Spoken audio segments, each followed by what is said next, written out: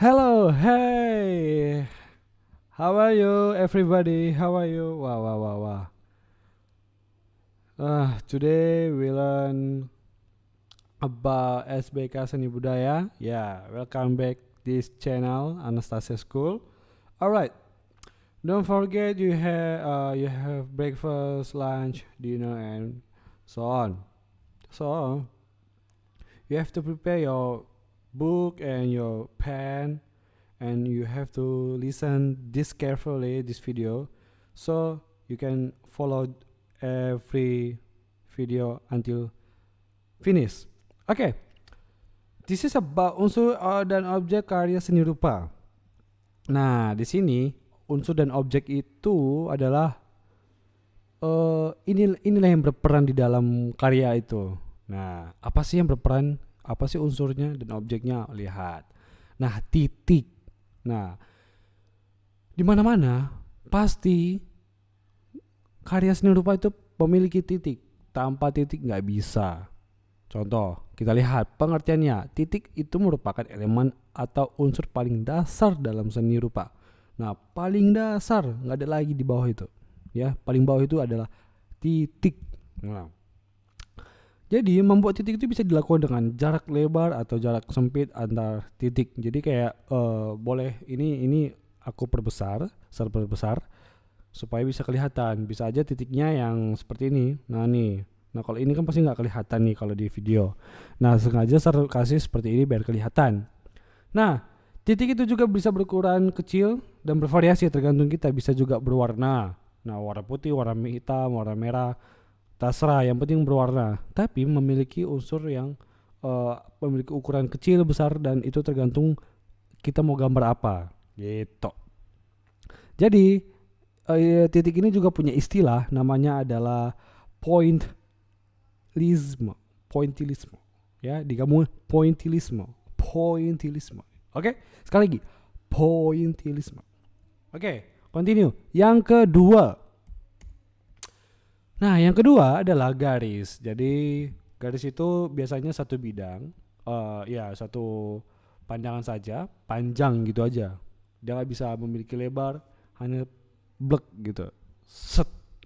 Nah biasanya garis itu paling penting juga mewujudkan sebuah karya seni rupa. Jadi biasanya itu di ujung-ujung, jadi kita bisa ada batasnya, kiri kanan atas dan bawah, supaya punya batasan bagi ketika kita mau bergambar. Nah ini penting dalam mewujudkan sebuah karya seni rupa. Nah penting katanya. Nah garis itu berbentuk geometri yang dilukiskan oleh sebuah titik yang bergerak. Nah artinya, jadi kayak kita tek, akhirnya jadi garis gitu. Nah kita lihat garis itu juga bervariasi. Ada garis lurus, nah ada garis lengkung yang kayak gini bisa, yang gini juga bisa, nah yang gini juga bisa. Nah ini yang di sini nih yang lebih parah nih. Wah banyak sekali nih. Tek. Nah ini sudah di apa ya?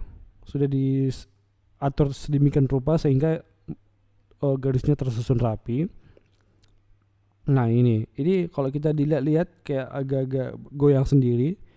Nah, tapi kalau kita lihat ya, nanti kita lihat kembali. Oke, jadi ini unsur dari gambar itu adalah garis juga. Oke. Nah, garis itu berbagai macam, ada 8. Kamu nanti bisa baca, bisa pahami. Nah, ada garis lurus berkesan tegak dan keras, garis patah-patah terkesan kaku, garis lengkung berkesan lembut dan lentur, garis spiral berkesan lentur, garis tegak melambangkan keagungan atau kestabilan, garis halus melengkung. Banyak sekali. Oke? Ini nanti kamu catat juga, nanti kamu kirim juga di WhatsApp pribadi Sarah. Next, yang ketiga adalah raut. Apa itu raut?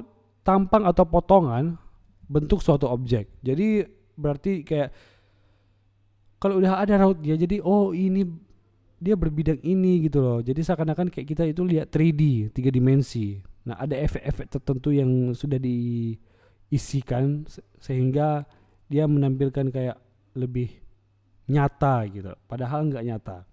Nah terus dalam hal ini raut berarti bangun, atau dalam pengertian lain raut sering dipahami atau dikenal sebagai bentuk atau bidang. Nah artinya kayak dia berbentuk bidang, dia nggak datar gitu, tapi memang nyatanya datar. Tapi kalau kita lihat sama mata kayak dia berbidang, dia berbentuk 3 dimensi. Nah yang membuat 3 dimensi adalah rautnya. Rautnya itu seperti ini, hitam-hitam gini, cek gitu. Nah yang hitam gini. Nah itu yang membuat dia berbidang, seakan-akan kayak 3 dimensi. Oke, next. Yang keempat adalah ruang. Jadi di dalam unsur ini memiliki ruang, seakan-akan kayak ada ruangan tapi tidak ada ruangan, datar aja gitu loh. Nah dalam seni rupa, ruang adalah unsur yang memberi keluasan, kesatuan, kedalaman, serta jauh dekatnya suatu objek. Nah lihat ya, ini sudah diukur, ini keberapa, ini berapa meter.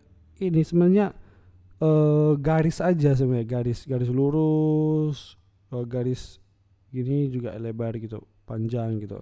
Nah ini sudah disepakati, ini berapa meter ke sini, ini berapa meter ke sini, ini sudah di garis-garis ini sudah diawasi. Maaf. Oke? Jadi ini ukuran yang sudah ditentukan ya, jadi tidak sembarangan, jadi sehingga kayak dia lebih ke dalam sana gitu, ke ujung. Nah kita lanjut penjelasannya.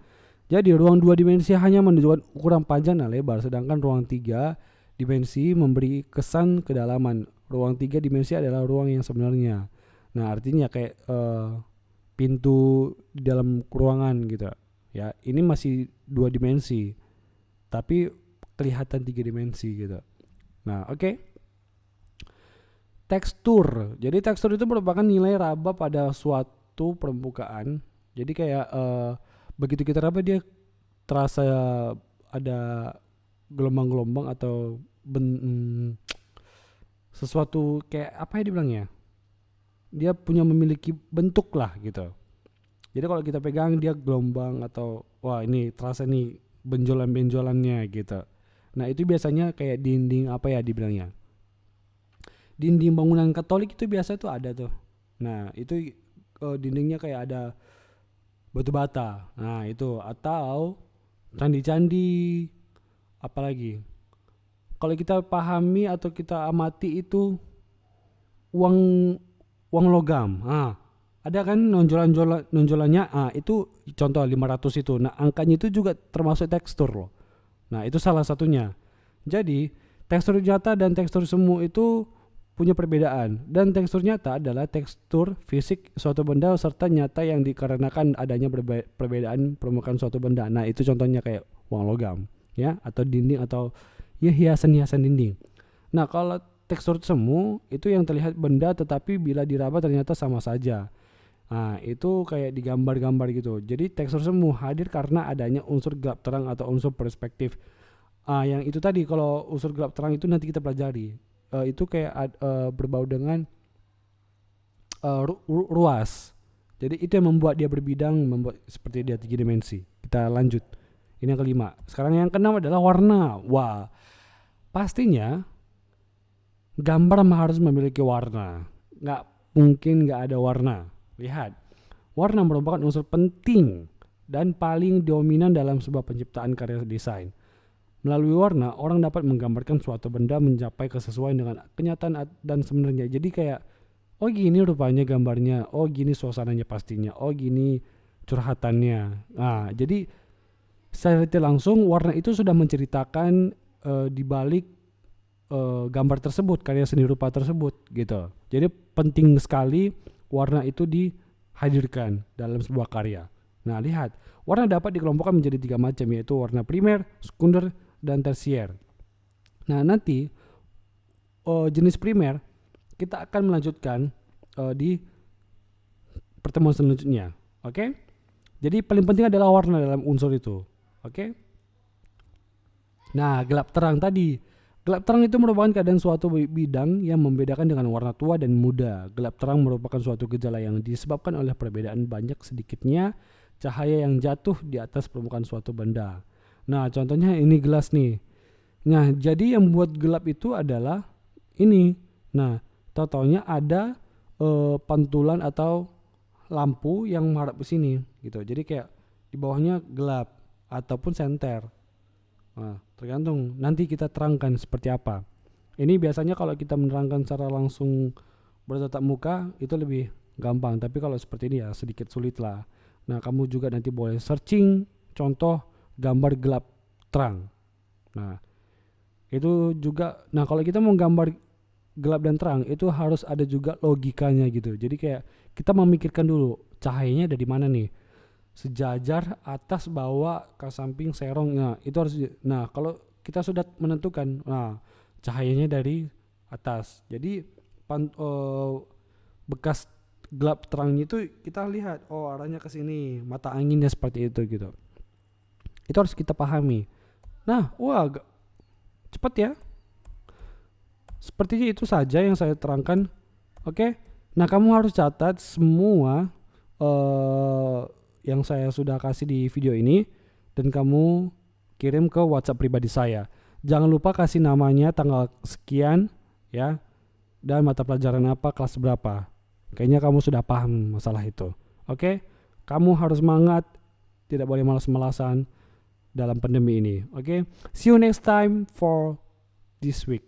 Bye bye.